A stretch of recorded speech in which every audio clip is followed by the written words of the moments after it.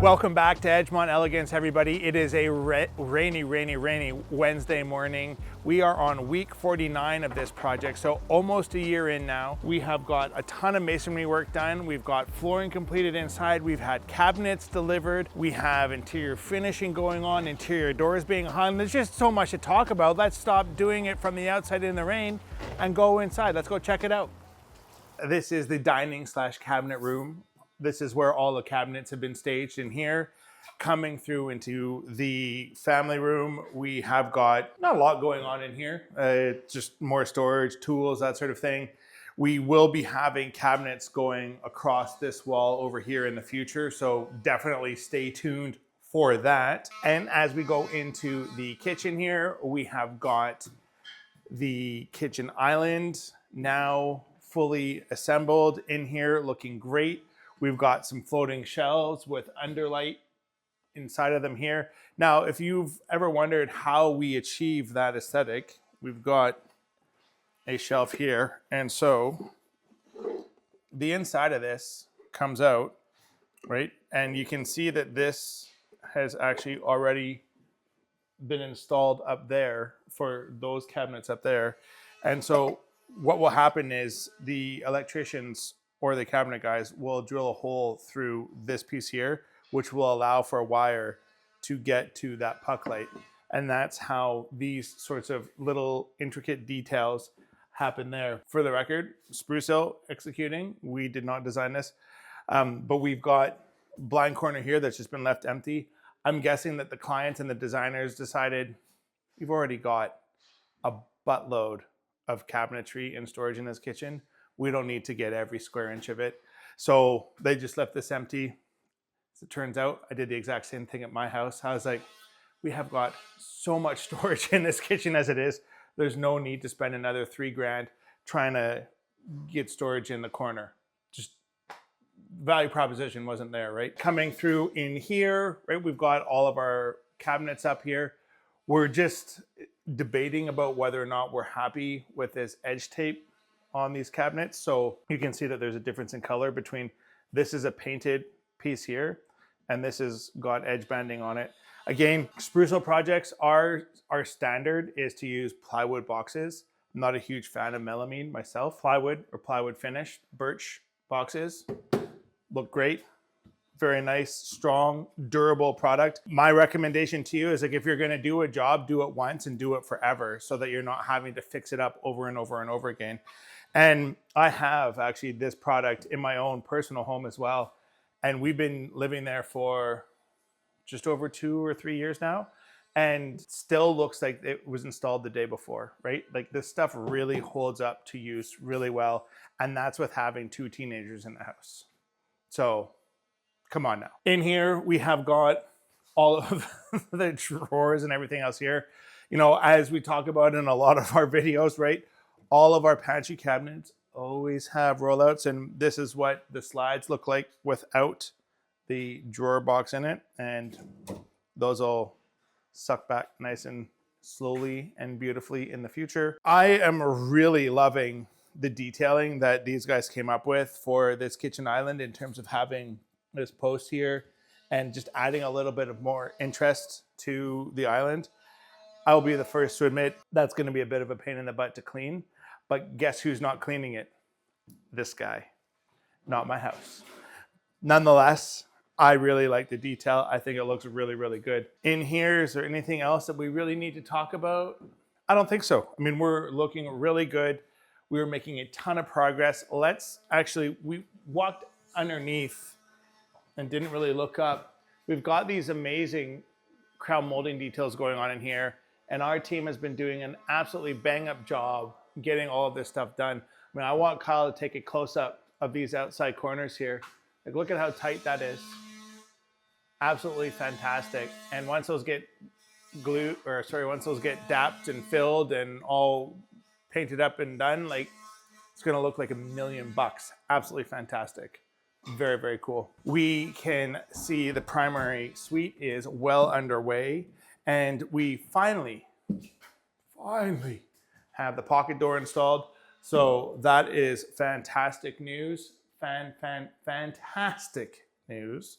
So drywallers will come and clean this up and make this beautiful. And this is for the walk-in closet. Then when we go into the ensuite, we have removed the tub because, long story short, this is what happens when there's not like a super tight coordination between design and contractor.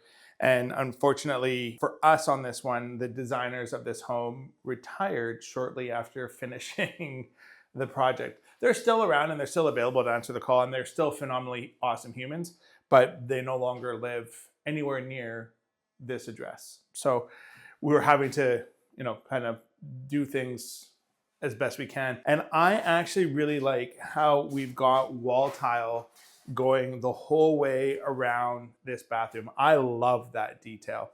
Now, one of the things that often gets overlooked, and it did this time as well, unfortunately, is when you have a shower hard up against a doorway like this, what do you do with the door casing here? Unfortunately, this elevation was not well thought out before we got to this point.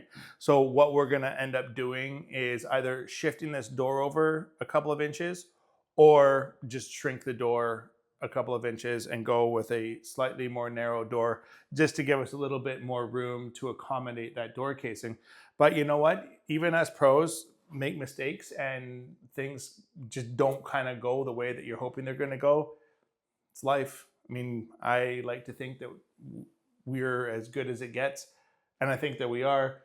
And you know what? At the end of the day, these details sometimes just get overlooked because there's so much that goes into a home. And really, at the end of the day, what we have to do is come up with solutions that are gonna work and be aesthetically pleasing. Now, sometimes we can just make it work and we can work with what we've got. Other times we've got to take things apart and redo it. And you know what? When you're trying to deliver a quality product that looks really great and is going to stand the test of time, these are the things that you do. And I definitely would say more often than not, it's easier to just start from scratch than to try and fix. I mean, the amount of hours over the years we've spent on trying to fix something versus just ripping it out and starting from scratch, I would suggest 95% of the time, it's cheaper, faster, and better to just rip it out and start from scratch. Because when you try to hack something together, a fix looks like a fix. And that's poor craftsmanship, poor attention to detail, right?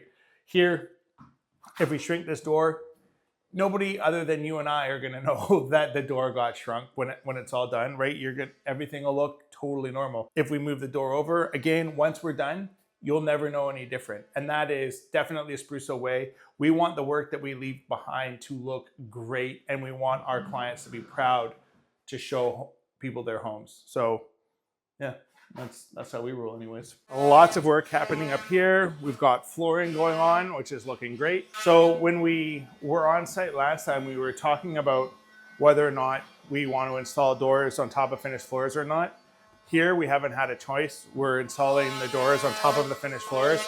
So really have to be that much more careful with that. We've got our team. They are installing new interior doors. You can see Jay is working in the background with Harrison. We won't bother them. Coming through into one of the bedrooms upstairs. Beautiful door, nicely hung. It closes and opens like a door should. We've got our door into the walk-in closet installed and our door into the ensuite installed as well. Again, all the tile work in there is done, and they're starting to work on the crown in there as well. When you see a door installed like this, you might think like, oh gosh, they really did a job of installing that. It looks terrible. Not true, right? What's gonna happen is your door casing is gonna come sit on top of the door like this. And my specification is always a 3/16 reveal. A 1/4 of an inch, it just looks too big. Not good. 3/16 is perfect. So that'll come up, that'll cover that over. So again, like you won't see any of this stuff here. Same thing here, right? I mean, this isn't the actual width of the door casing. Don't freak out, internet. It's gonna be wider than that. But even with something as narrow as this, that still covers over that big gap at the top of the door. And once all of that finish work and trim work gets done, looks fantastic. Absolutely fantastic. Now, the other thing that we've talked about in the past, and we'll talk about again today, is just how we suggest you go about installing interior doors. A couple trim head screws at each hinge is absolutely all you need to make sure that your door doesn't do screwy things. One in the middle hinge is generally enough. And I'm guessing they were fighting with this jam for whatever reason, which is why we see a couple of the screws here. But the real trick to doing good finished carpentry, in my experience and in my opinion anyways, is to minimize how many holes you have in the finished product, because every hole has to get filled with putty, sanded down, and then painted, right? So the fewer the holes that we have, the smoother and the cleaner the finish you're ultimately gonna have. Don't have a ton of news to report down here. We do have most, if not all, of the crown molding up, which again is looking fantastic. We have got all the crown in here, and this was a detail that we were talking about, I think, the last time we were here. I just think it looks awesome. I really like how clean this has turned out. Really, really nice details there. So, you know, downstairs, we've got a ton of cabinets down here ready for installation. Looking great, looking wonderful, looking totally amazing. We now just need to get them installed. And so we're just looking forward to having our crew back on site, getting those cabinets installed on the walls. Okay, so we're now at the front of the house here, and we've got a trench going down the side of the driveway here. And so this is roughly where the property line is, plus minus a couple of inches. And this is actually a footing that is gonna be installed for a very small retaining wall that needs to go between this driveway here and the neighbor's property over there. So this will carry along the rest of the driveway. You can see it kind of sweeps out to add a little bit of interest instead of it just being a straight shot. So that'll look great. So these guys are just getting that done, sorted out and figured out. Now, I want to talk about what we've been doing over here. Let's first look at what's going on here. So we've got this beautiful stone cap on top of this pony wall here. And this is just, God, it looks so good. And you can imagine in the future, there being a barbecue right here. And of course, we've got an outlet for natural gas here. We've got power here in case you've got a rotisserie going or anything like that. Looking totally amazing. Now, you might be wondering, why in the hell are these things up like that? Well, anyways, it's a long story, but nonetheless, by the end of this week and the next time we are here, this is going to be brought down and this will all be cleaned up. And probably by the next time we shoot this, this will all, everything going well, be painted. And the reason why we're able to paint that is because while it is miserable and rainy today and a little bit tomorrow, as we move through the rest of the week into the weekend and next week, it looks like we have some favorable weather coming our way, which is gonna give us just that window of opportunity we need so that we can get as much of the outside of this house painted as humanly possible. That's a wrap on today's walkthrough, everybody. Listen, if you have a home you've been dreaming about building, we would love to be your partners in success. You can reach us on our phone or catch us on our website. We'd love to work with you. In the meantime, I'd sure appreciate it if you'd like this video and subscribe to the channel. We need all the support we can get.